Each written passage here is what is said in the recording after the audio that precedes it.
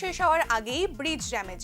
বিরোধী দলনেতার অভিযোগে bridge reject করলো ইডি। কিছুদিন আগেই সংবাদের শিরোনামে এসেছিল ধলাই নদীর ওপর নির্মীয়মান ব্রিজ। একটি অংশে ভাঙন থাকায় অভিযোগ তুলেছিলেন বাম নেতা অঞ্জন দাস। তখন বিষয়টি বিশেষ গুরুতর না মনে হওয়ায় এড়িয়ে যায় কর্তৃপক্ষ। পরে আবার পঞ্চায়েত প্রধান বিষয়টি নিয়ে আওয়াজ তুলে জেলা শাসক পদক্ষেপ নেন। তিনি ইডি দফতরে জানান, ইডি আধিকারিক এবং ডিজিএম বৃষ্টি দেখে ব্রিজের ওই ভেঙে যাওয়া অংশটিকে বাতিল করেন। তবে ইঞ্জিনিয়ারদের দাবি তারা সঠিকভাবেই কাজ করেছেন। যন্ত্রের গাফিলতিতে ভেঙেছে ব্রিজ। বাতিল হওয়া অংশটির কাজ পুনরায় করা হবে বলে জানা গেছে।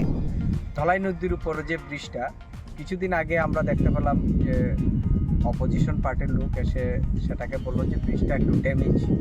এটা বিভিন্ন নিউজে এসেছে। তারপর আমরা এখানে প্রধান সাহেব আছেন স্বপনবাবু, উনি বললেন, আমাকেও ছবি পাঠালেন। তখন আমি ডিএমের গোচরে নিলাম। ডিএম সাহেব এডিএমকে পাঠালেন, সঙ্গে আমরা প্রধান সহ আমরা সবাই আসলাম। রোড ইঞ্জিনিয়ার এবং ব্রিজ ইঞ্জিনিয়ার আমাদের সঙ্গে ছিলেন। তো ওনারা বললেন, না ওটা কিছু না, এটা এমনিতেই, তো আমরা এটা যা হয়েছে সেটা আমরা দেখব। 3-4 দিন আগে আবার যেখান থেকে ছবি সহ এখানের প্রধানবাবু আমাকে পাঠালেন। আমি আবার সেটা জেলা শাসকের গোচরে নিলাম এবং ছবি সহ ওনাকে দিলাম।